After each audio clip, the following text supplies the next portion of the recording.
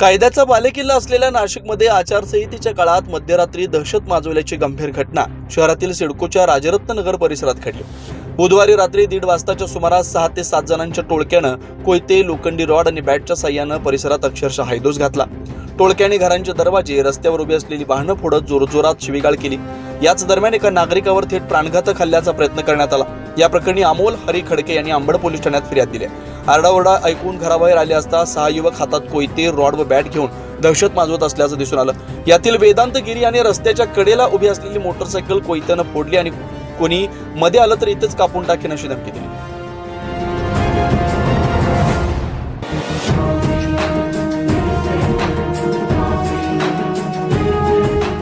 तोडफोड थांबवण्याचा प्रयत्न केल्यावर संशयितानं थेट फिर्यादीच्या गळ्यावर कोयत्यानं वार केला। मात्र प्रसंगावधान राखत वार चुकवल्यानं मोठा अनर्थ टळला।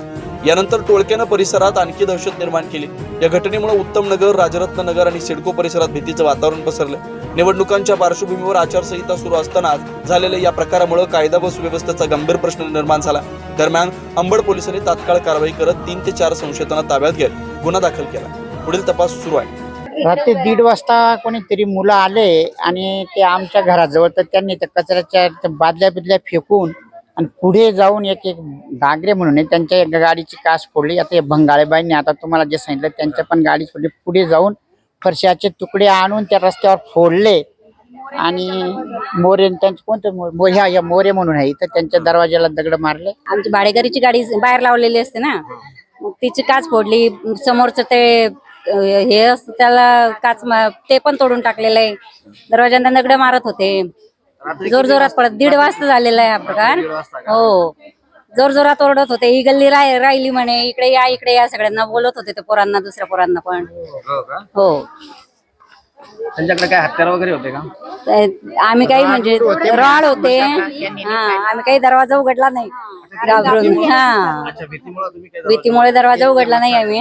आमच्या इथं त्यांनी फरशीचे तुकडे टाकले, माठ फोडले, 7-8 मुलं आलेले होते, त्यांनी काचा फोडल्या, गाडी पाडली खाली, दरवाजाला लाथा मारत होते, कचऱ्याचे डबे मारत होते आणि का पण काही भांडणं झाले ते का चौकामध्ये? बाहेरचे मुलं होते? नाही, ते काही चौकामध्ये काहीच भांडण नाही। एवढे मोठे पण नाही ना प्रत्यक्ष। रुमाल बांधलेले होते आणि मास्क घातलेले होते त्यांनी। हो का? रात्री किती वाजता? 1:30 वाजता. रात्री 1:30 वाजता. 9 न्यूज महाराष्ट्रासाठी प्रतिनिधी नितीन चव्हाण, नाशिक।